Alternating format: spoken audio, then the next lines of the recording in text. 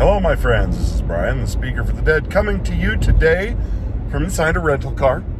That's right. I am headed to Cheyenne, Wyoming to pick up my truck that was broke down. We just got back from a 7-day cruise down to Cabo San Lucas and Ensenada with my family. It was all me, all my kids, and my mother-in-law, which she's a great lady. It's not a bad thing. And we had a lot of fun. It's the first time our family has ever really done a big trip like that, you know. And since I could be bankrupt in the next year, we just thought, well, why not now? Anyway, so I keep waiting for that to happen because seriously, things have not been good for me in my business. But I somehow managed to keep clawing my way back and staying, you know, above board. But anyway, that's not what this video is about. This video is about Star Trek. Now, you guys know me. I'm a huge Star Trek fan. Always have been. I love Star Trek. And a thought occurred to me today. Is the new Star Trek bad? I mean, I'm talking everything from basically 2008 on. J.J. Abrams, all the TV shows since then. We've gotten small tempest in a teapot like Unification 47581 or whatever that number is. I can never remember. I don't know why they made such a complicated title. But we've gotten little glimpses of a moderately okay Star Trek. Picard season 3, I never watched it because I just refused. I'm not watching anything like that. But it got me thinking. What is the problem? I mean, is Discovery terrible? Well, yes, of course it's terrible. Is Strange New Worlds terrible? Well, yeah, of course it's terrible. Is this new Starfleet Academy television show just going to be a schmuckery joke horror show of a Star Trek mess? Well, you know, yes, it's absolutely going to be. But this is what I'm starting to wonder. Because people keep saying nobody asked for this. And to a certain extent, all right, I agree. Nobody asked for this. But we did. We asked for more Star Trek, okay? I wanted more Star Trek. I always want more Star Trek. We just didn't get real Star Trek. Now, the idea of Discovery, I'm not opposed to the basic idea. What I'm opposed to is the people who were in charge, the people who wrote it. I wasn't opposed to going back and revisiting the Kirk era, and maybe doing some of the old series over again. I'm okay with that. What I'm not okay with is basically turning it into a joke, which is what they've done. They've taken a serious show about serious things in a science fiction setting, and they've crapped all over it. They have not paid attention to what came before. They departed in every way that they could possibly depart. So to me, it's not that the premise was bad. It's that the execution, the people involved, and not necessarily the actors. The actors are doing what they've been told to do. The problem is the direction. The people who are in charge, the people who are on top, those are the people who are causing the problems.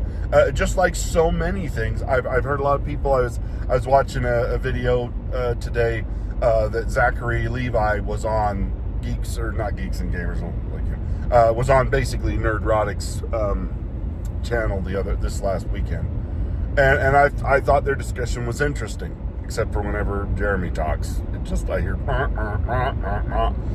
I used to like Jeremy, not so much anymore. But I mean, it's fine. He can do whatever he wants. But whenever he talks, it's just kind of dumb. Everybody else can make a decent point. Zachary Levi actually had some really cool things to say about what's wrong with Hollywood, and he got it, I think, perfectly right. That it is all the upper management people. These are people that they're not creatives. They're not people who understand the creative process. They're people who have been put in charge of other people who are better at their job than they are. And they're trying to pretend that they're on the same level as Chris Nolan and James Cameron and Nicholas Meyer and some of the great directors. Chris Columbus. There's a lot of great directors. Spielberg, Lucas. There's a lot of great directors and creative people and story writers and script writers and that are very good at what they do, but they've been interfered with by people above them who have an agenda. And they've also been infiltrated by people who have an agenda. They're not really storytellers. They're not really creatives. They're activists who have come in to push an ideology that they're not actually good at what they do. So you've kind of had the worst of both ends. You've had the people who are coming in to undermine the process from inside the creative aspect, and then you've got the overarching corporate types who are also doing the same thing, and they're crushing the life out of this industry with their foolishness from making decisions from on high, pushing DEI and all of this other crap into spaces where it doesn't belong, and that's what I got thinking. See, I'm not against the idea of a show that actually goes into the Star Trek Academy days, Academy times.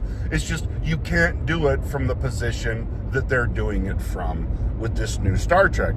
You have to go back to the old way of Star Trek, because you got to remember, Captain Kirk. Some of the more interesting parts of his character were developed during Starfleet, his Academy days. It's when he performed the Kobayashi Maru simulation and found an alternative to doing that.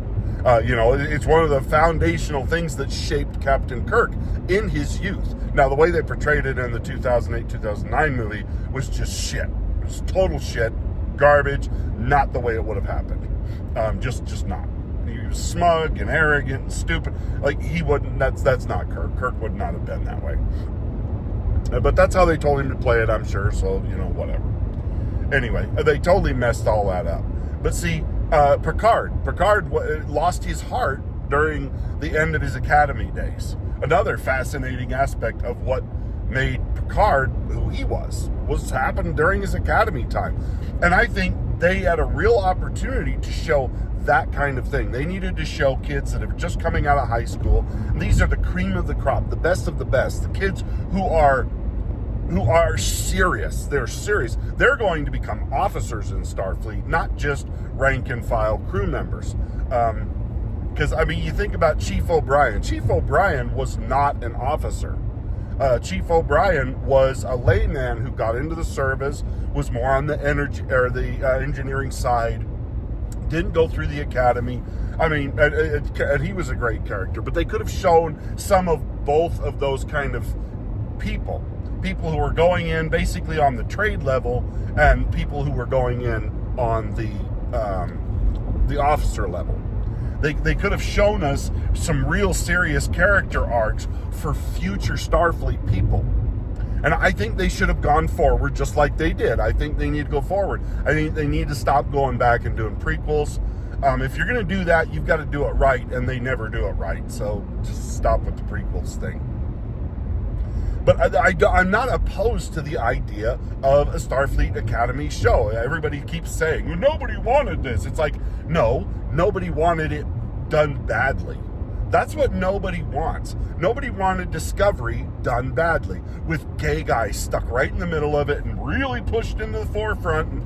And then with a drive system that didn't make any sense whatsoever. They could have used transwarp or the next level transwarp. It could have been, the future of a drive system that Star Trek was, or that, Federation was trying. And, they could have done a lot of cool stuff with the Discovery timeline, but they can't because they're going off the Kelvin and they're all it's all just a mess. They need to go back and start from Nemesis. and go forward from that in the prime timeline and completely destroy, get rid of everything Kelvin, and then there's no problem. I think you have a lot of goodwill and stuff. I mean, we saw that in Star Trek, Picard season 3, where they brought back the old cast, they brought back that old feel, they brought in Terry Matalas, I don't know how you say his name, but he loves Star Trek, understood where it needed to go, and that's what they need to get back to. They need to stop trying to modernize Star Trek. Star Trek is modern. Star Trek is the future, our future, what our future could be, where we gave up swearing and stupidity and racism, and we got past all of the stupid things that hold us back. And now they've reintroduced it into Star Trek in a future time, where that's exactly what brings us down and makes our lives terrible right now. We're supposed to get past that, and they've brought all that stuff into the future Star Trek, and that's why nobody likes it. That's why nobody swore in the old Star Trek, and it was a really rare thing to swear, because it's something that set them apart.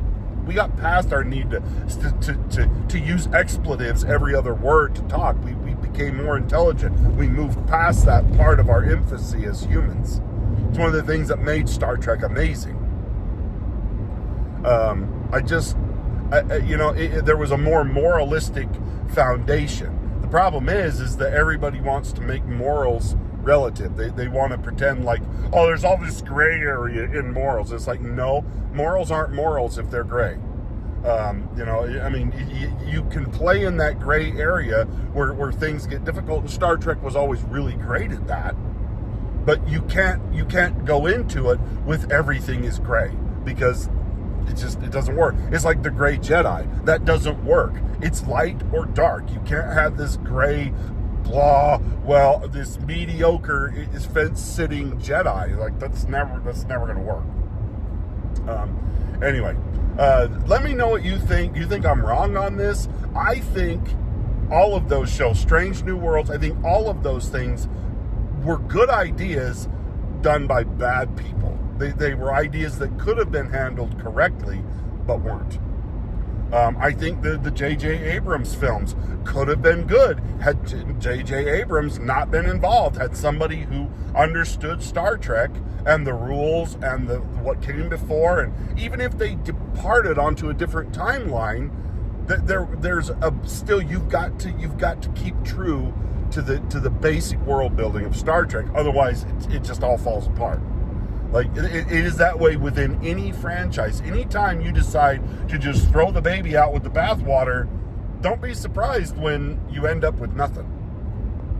Pretty common sense. This is the same thing what they've done with Star Wars. They threw the baby out with the bathwater, and now they're just like, I don't know why it's not working. Because you've got a show based on nothing. No rules apply. Holdo can blow up entire fleets using hyperdrive, and it's just all of this nonsense.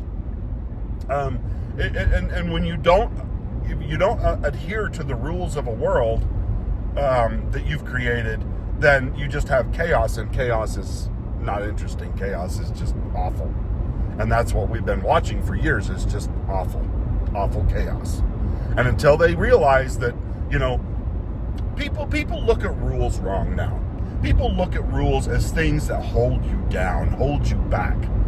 The rules are what make everything possible.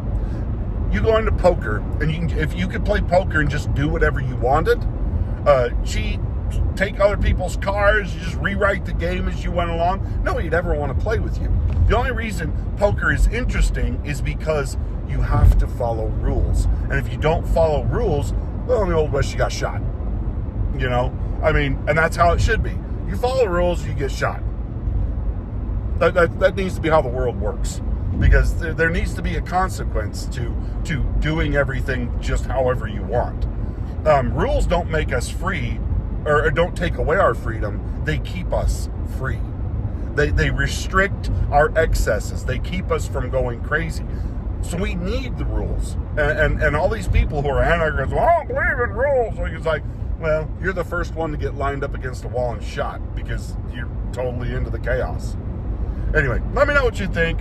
Am I totally wrong on this? Is it execution over ideas? Because I think that's what it is. I've been listening to this for years and years. I've been watching it, and I don't disagree that these story ideas and these things could have had potential. They just don't because of the people who are running it. And that's what's wrong. I'm not opposed to shaking things up a little bit, going further into the future or going further into the past, and playing in that sandbox. But you've got to do it right, and you've got to follow the rules, and you've got to do it in a way that maintains continuity. If you can't do that, well, you shouldn't be involved. Anyway, let me know what you think, and we will talk to you guys next time. Hopefully, back in my truck. Bye now.